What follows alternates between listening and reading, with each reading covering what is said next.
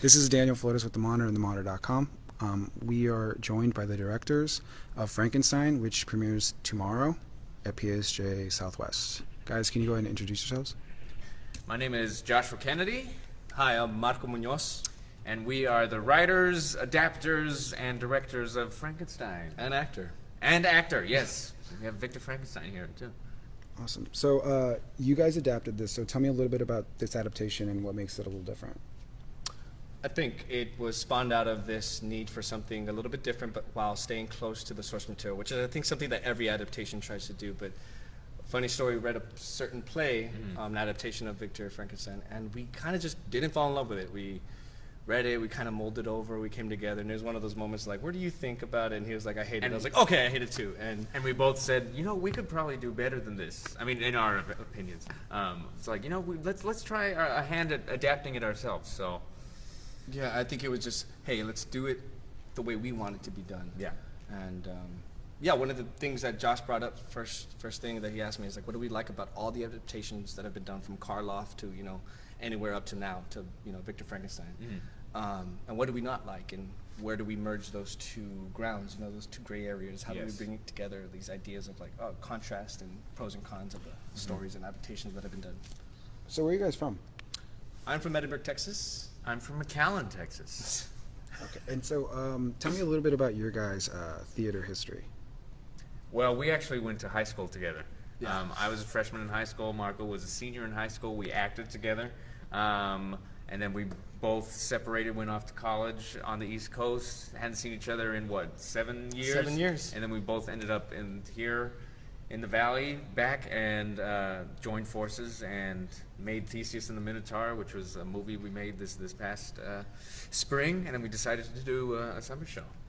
Yeah, with this guy, it's just been like creative, like hyperbolic chamber. We just keep going and going and going. And I think both of our extended theater backgrounds and film background, with him going to Pace and me going to Penn State for our degrees, I think that gave us kind of some eye-opening experiences outside of here, and we're able to bring that knowledge back to our home and our community to infuse it with a little bit of theater. Yes. Yeah.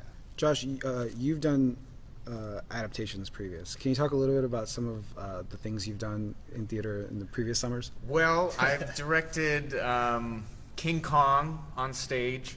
I directed The Ten Commandments on stage, 20,000 Leagues Under the Sea.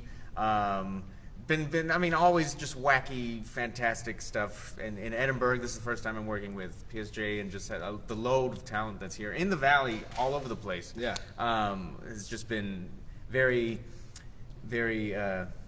What's the word? I've been very lucky to have a sea of talent to mold into these crazy random shows. And so, Frankenstein, that just fits right in along the other ones. I remember King Kong. I remember the big hand, and I remember the plane breaking on stage. Oh my gosh, you were there for that? So what Daniel's talking about is we had a big wooden plane that I was in King Kong to shoot down King Kong. King Kong's on top of the Empire State Building in New York, and the plane's flying around. And I want to say it was the last night, or it was one of the nights, that the wheel on the plane broke on stage, and I had to yell out, "It's okay, we're still flying!" It was, yeah. Awesome. I'm so glad you were there for that. What is it about the practical effects, or creating situations like that attract you? Like, why is it that I also remember the planes coming down from the rafters on the strings. So what is it about that sort of thing that has drawn you to that?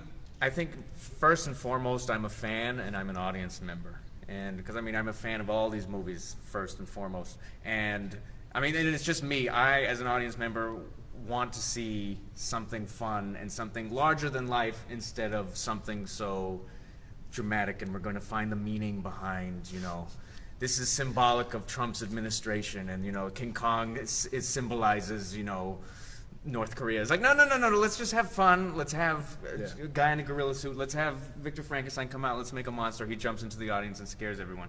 I've always been a fan of larger than life stuff, because I think that's much more fun. Why would I go to the theater, in my opinion, to watch a family dinner at Thanksgiving and have people squabbling? There's pros and cons to both, but I prefer these larger than life things. And what has it been like? There's been a particular challenge in sort of directing and being in starring. Is there anything as a performer? Yeah, I mean, just a couple of weeks ago, I think it was a week and a half ago, I had to tell everybody, like, okay, my directing job is done. I need to focus on my acting because it's a whirlwind. And then, you go through script changes throughout the show. It's an ever-growing organism. So we're constantly going back home and going, oh, did that not work? And then I'm thinking about directing and choreography while trying to act in it. So there's moments where I'm acting, I'm like, okay, guys, that was off. Yeah. Let's stop. And but at a certain point, you have to let go and just go, take the show over, Josh. I'm in your hands now. And he's been, awesome. Everybody who's seen his shows has just raved about him. And anytime I talk to people about, like, hey, I'm in a Joshua Kennedy show, they're like, yeah, I'm going. It's immediate. So it's been just awesome working with this guy, being able to, like, collaborate and then hand off and know that we're just in good hands. Like, it's awesome. Feelings mucho. And so, what are your guys' plans after this show? I know that your run starts tomorrow and then ends on the 12th. Is that correct? Saturday the 12th, yes. Gotcha. So what are your guys' plans after this? Sleep and lots of sleep. Jeez. Yeah, for right now, I think that just getting the run of the show done. I mean, that sounds very anticlimactic to say, but it's like I think there's something brewing. Yeah, there's a few nothing projects, to, like, but nothing major yet. Nothing concrete. We would love to keep doing South Texas Summer Stock. For sure. I mean, anywhere in the valley that'll have people willing to work. And districts as supportive. Yeah, oh yes. As this district has been in allowing us to have our space. And I think if other districts were to open up this opportunity, we would rush to it. Yeah. Because we know just by working in the past with old students that we used to work with personally and working with these students, there's an abundance of talent here. And it's just, we think we need to showcase that a little bit more to the entire valley. It's something that I think we need. Awesome. Can you guys set up this scene we're about to see?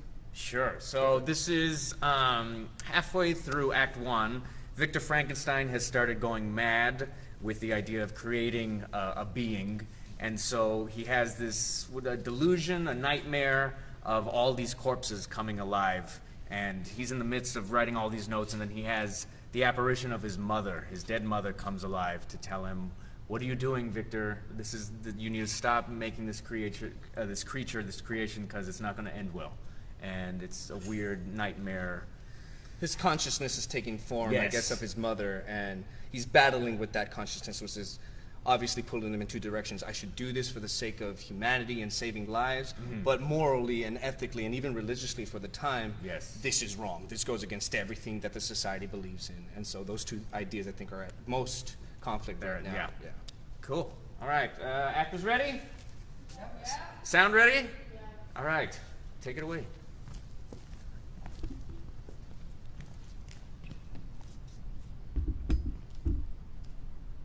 No one could conceive the hurricane of emotions which pushed me further and further into my work. Life and death had now become mere boundaries which I would soon break through. This new form of life would owe its very being to me.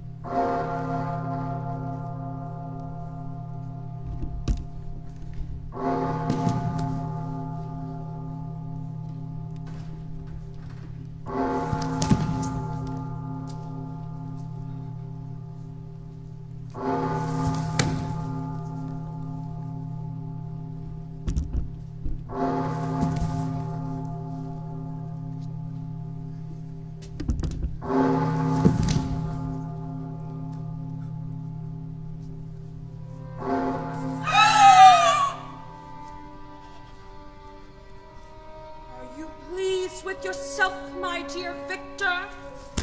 Mother, is that you? Have you forgotten yourself, my dear Victor? Have you forgotten your promise to me? No, Mother. I could never forget. Then why has this madness overtaken your soul? Why this sudden display of insanity? I have a duty to creation, Mother. When I have finished my work, humanity will have broken itself free from the chains of sickness and death. You are living a delusion, my dear Victor. I could have saved you. I could have prevented your death. But no more will little boys have their mothers ripped away from them by illness. We shall never be slaves to death again! And scene.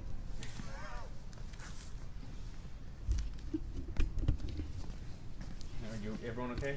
Good work. That's what I got. So when I fell on wide, like, I was like, I don't know why. I was like, And like, I don't know why, but I pointed my toes. I was like, It worked. It worked. Anything we needed? Yeah, so just tell people. Oh yeah. Yeah, gang. So it starts tomorrow, Thursday, August 10th, I believe. yes. 10th at 7 p.m. Friday at 7 p.m. Saturday at 2 p.m. and 7 p.m. It's PSGA Southwest. What's the address? 300 Rancho Blanco Road. Thank you. Right off of Cage. Right off of Cage. And $3 admission. $3 admission. It's a little intense, as you might have seen. So little kids might be a little. I would say 10 and plus. 10 years and above. it's worth the $3. It's very much. Yes, says us. But we need to thank Daniel Yeah, for thank you, Daniel. coming Thank in. you, Daniel.